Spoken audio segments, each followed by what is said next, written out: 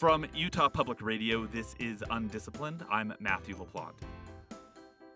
About a year ago, I received an email from the Annenberg Center for Climate Journalism and Communication at the University of Southern California.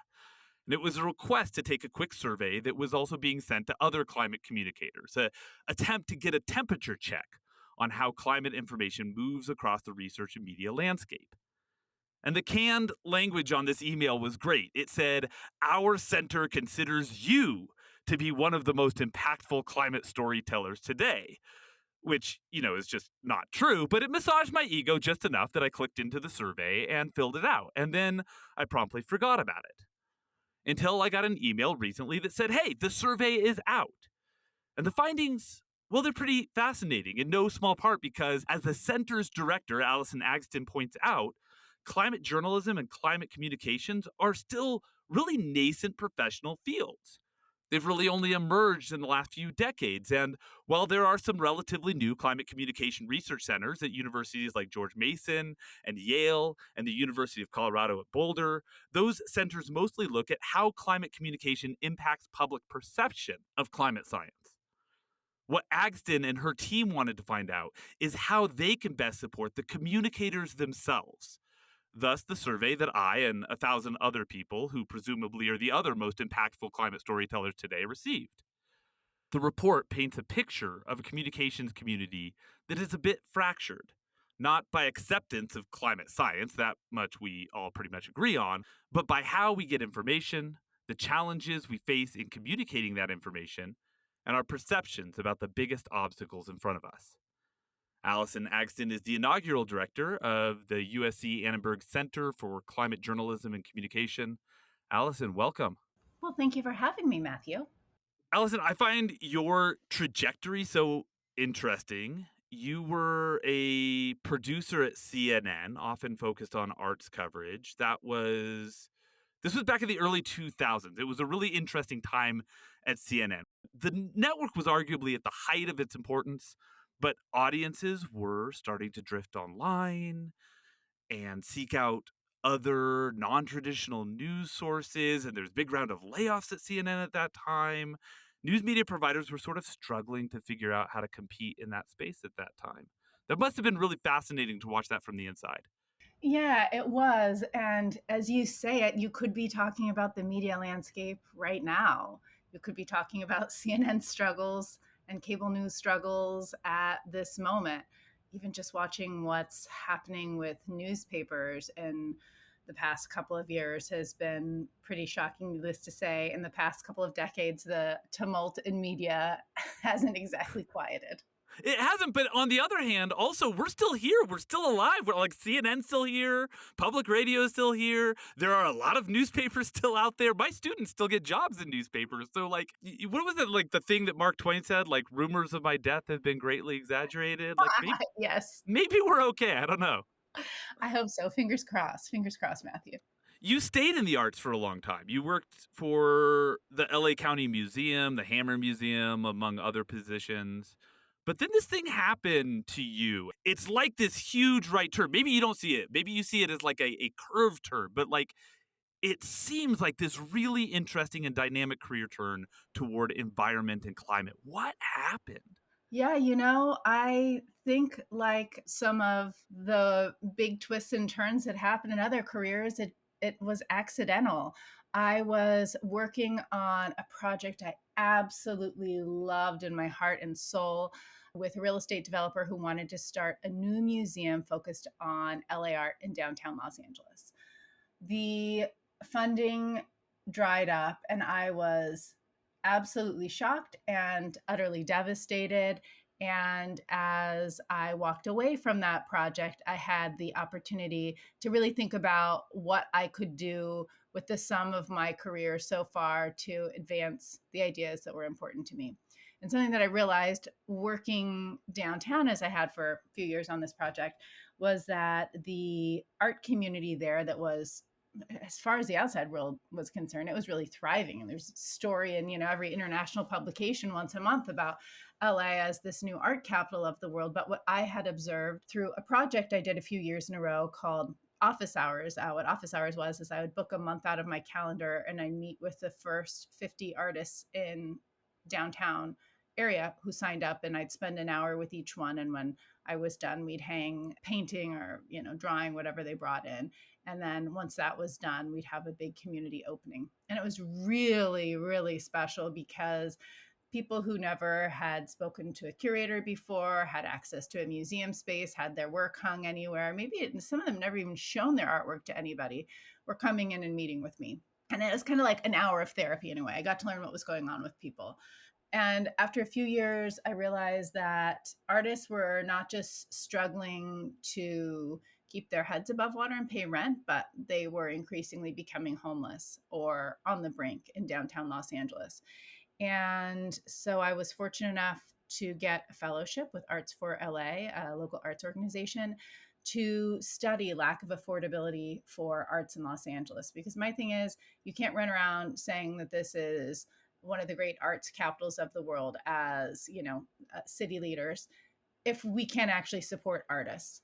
So you started to get this bug for communities in need and this mission driven thing, which I don't want to like understate like the importance of the mission driven impulses that I'm sure guided your desire to share the arts world with people. But there was this thing that you said, like, I'd like to start transitioning my life toward something that brings me hope, brings me purpose. I was seeing something percolating that I was really, really concerned about.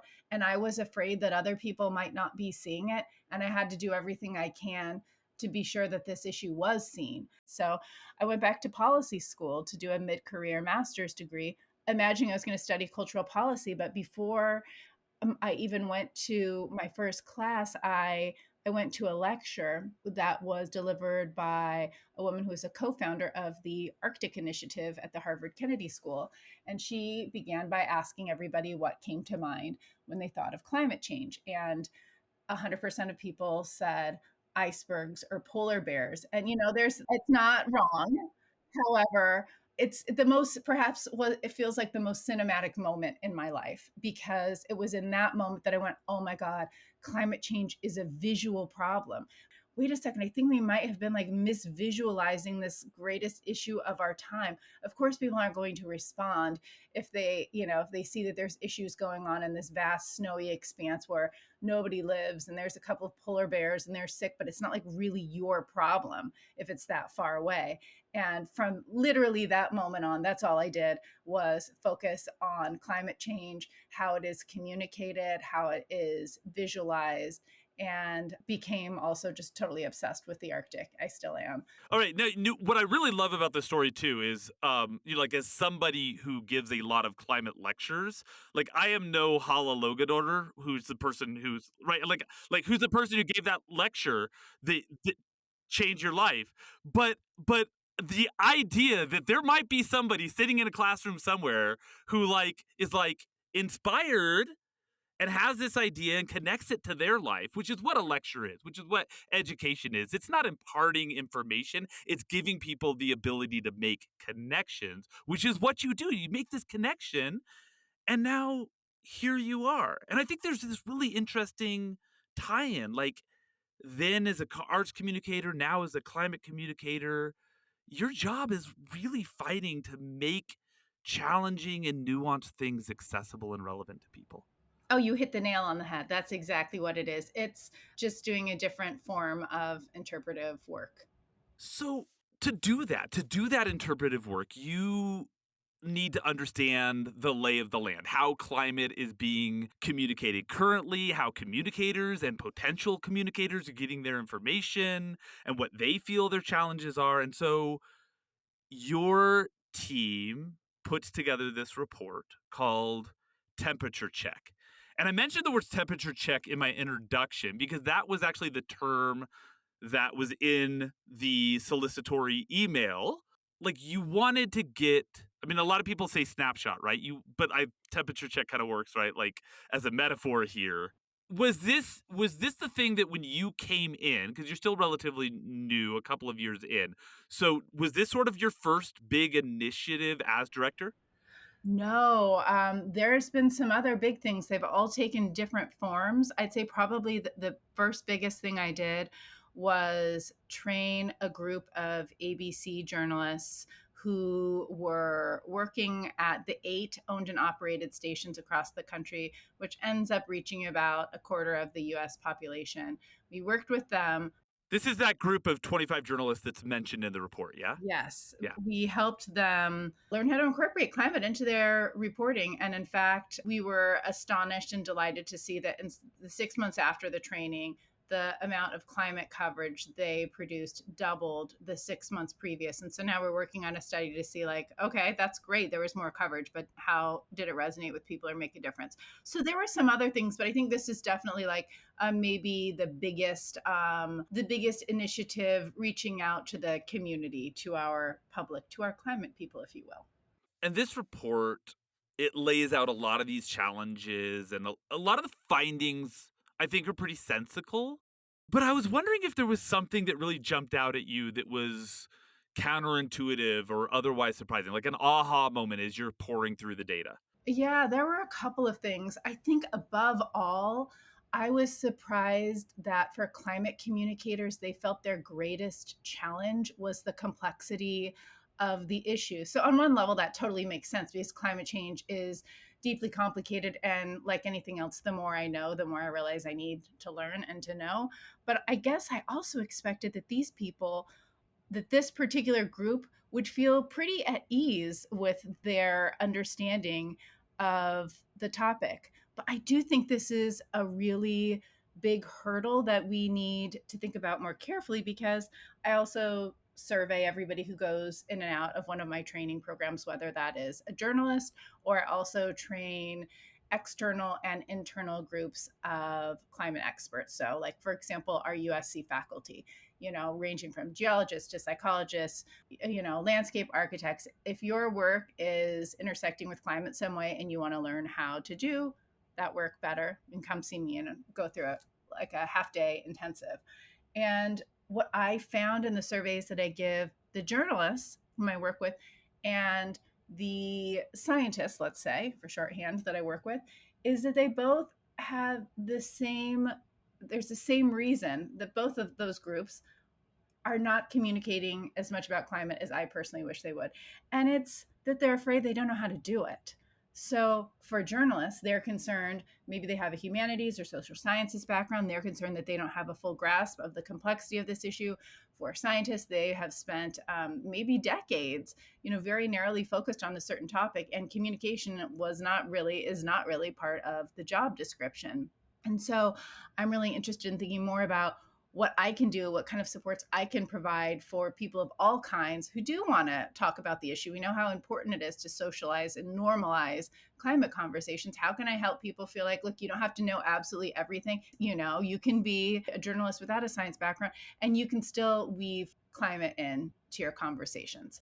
This complexity thing is tough though, right? Because the conundrum is, the truth is, and I say this as a climate scientist, climate is complex. It's really complex. It's physics and computer science and machine learning and chaos theory. And as the host of a show where I interview different scientists all of the time, all science is really complex. And so there is this fear that, like, man, I'm not going to get the nuance right. I'm not going to get the exact data right. And I do also hear that from both journalists and scientists, that they're really afraid that if they make a pronouncement and it's wrong, it's going to undercut their credibility and the credibility of the movement.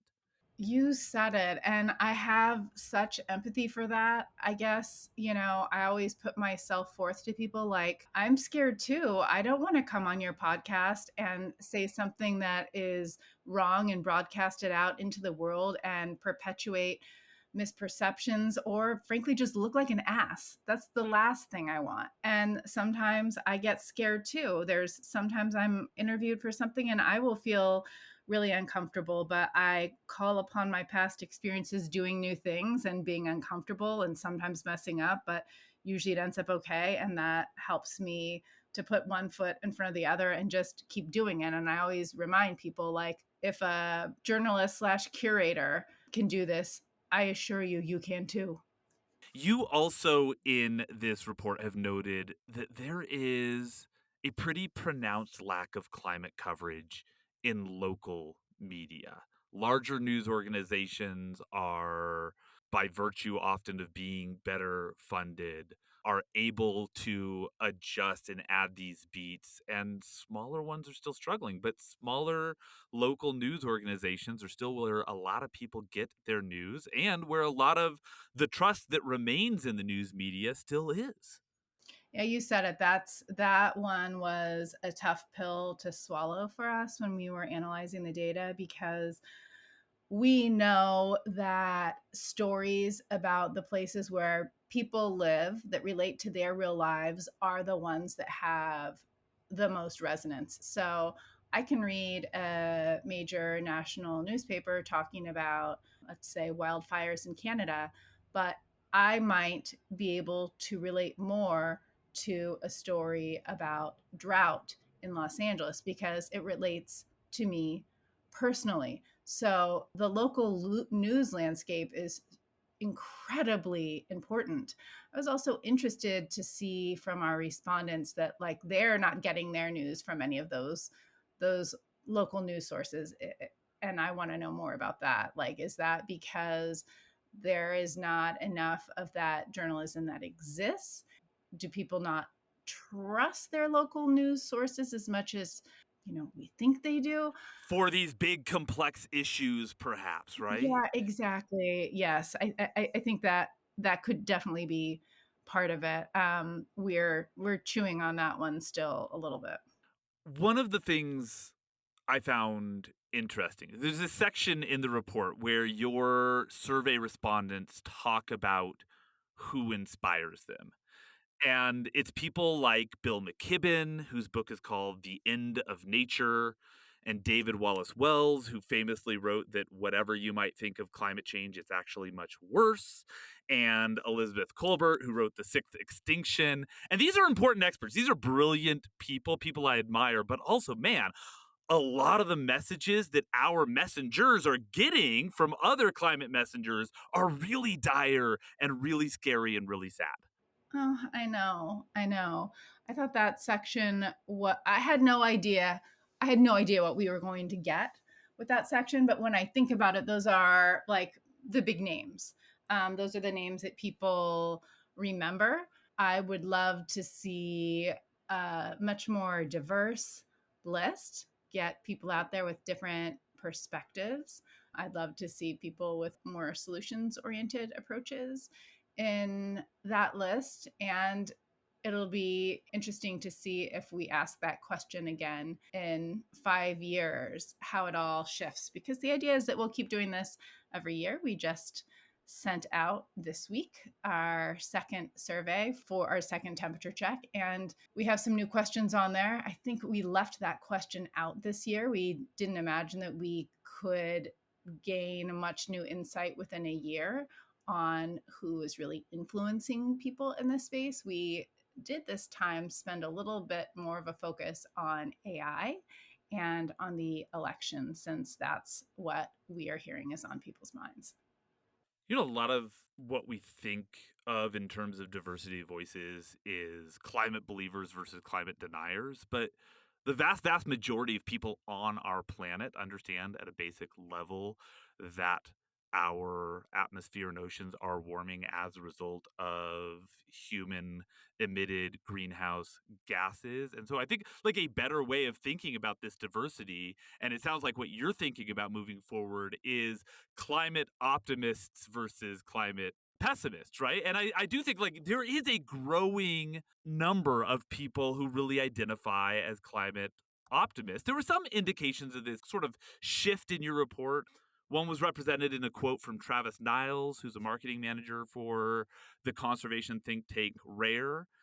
He told your team that engaging with diverse climate media has helped change the narrative from, oh my God, sacrifice to save the world, to get excited for the better products that are coming that will make your life better and also save the world. And I read that and I was like, I want this guy on my show. I love him already. those open-ended responses, when you're doing a survey, yeah, it's always like how many questions, how far can you push until people are like, basta, stop with this survey, and I don't want to, no more. Give me a yes or no question. I don't want to fill in the blanks. But without a doubt, the most interesting part of the survey to me, or maybe just like the most satisfying, was reading the remarks of people like Travis. Like, I love that. I love that quote so many. There were so many great ones in there that added life to the data and reminded me that it's not just that, this job is emotional for a lot of us. We really care about it. And you could get a sense for the feeling and the lives behind some of the people who were clicking through. There is a chart on page 11 of this report that really fascinated me because the difference in perception of what the biggest challenges facing climate communicators are was pretty stark. And there could be some sample size issues at play here. I don't know. But everybody, journalists, researchers, climate activists, PR professionals, everybody said complexity was the hardest obstacle to get around. But then a quarter of journalists said the biggest challenge they were facing, or that one of the biggest challenges they were facing beyond complexity, is apathy. None of the PR professionals said that. And the other groups, it was like about 10%. It was a much smaller number. The journalists are really feeling this right now. What do you make of that? I think it's extraordinarily hard to spend your day in and day out trying to tell people to pay attention to this, and then the response isn't what you hope. People don't care, they don't make the changes they should, the election doesn't turn out as you want. I think there has got to be just like a sense of vulnerability of going to work every day, sounding the alarm. People are maybe not, like I said, making those changes, and maybe your job could still be on the line on top of it. Hey, are there other challenges for climate communicators that revealed themselves in the process of collecting and analyzing all this data? I will say something that's happened, I would say a few months after we deployed the survey, is that every call and email I had, every conversation with anybody I had, from a journalist to somebody from the State Department to somebody at the UN, were all about AI and disinformation. So you'll see some of that in this next survey. I have gone to a number of conferences, sat in a number of sessions where this is a big part of the discussion. And I think nobody knows what to do. And at this point, it's a lot of admiring the problem and wringing hands. Which is not necessarily useful. But since that's something that I kind of picked up on, I am working to develop a couple of programs that anybody can sign up for, like a half day intensive to get your arms around AI and climate communications and journalism, how to use them, what to watch out for, the ethics behind it, that sort of thing, because those are the questions that people keep asking. There are a lot of challenges ahead of you. You learn about more every day as you get deeper and deeper into this area. But you still sound pretty jonesed and excited about it. Like you're stoked to be in this fight. Well, I think that's partly just my disposition. I think that's just sort of how I am as a person. But I could look at this as just like, well, I think maybe for the first couple of days after the election, I was like, what am I doing with my life? Like, obviously, nobody wants this. And then I was like, wait a second, wait a second, wait a second. People want this. The work is more important than ever. I am sincerely excited to make connections with people who maybe I wasn't talking to before, who are conservative legislators or even more conservative folks in the community who want to know more about climate change. I am here and ready to avail myself to help people understand why it's an issue, what we can do. I think that this is kind of the only way forward, is how can we how can we work together on this? And a new Trump administration is going to present certainly new opportunities to think about that. And hopefully there will be some opportunities along the way to work on it with other folks. That's Allison Agsten. She is the inaugural director of USC Annenberg Center for Climate Journalism and Communication. Allison, thank you. Matthew, thank you. You are a podcaster extraordinaire. Oh, thanks so much. UnDisciplined is a production of Utah Public Radio, and if you happen to live in Utah, you can listen to us on UPR every Thursday morning at 10:30. If you miss us then, you can listen to every episode of UnDisciplined wherever you get your podcasts. Our program is supported by the College of Humanities and Social Sciences at Utah State University, and importantly, folks, from listeners like you. You can support our work at donate.nprstations.org/UPR.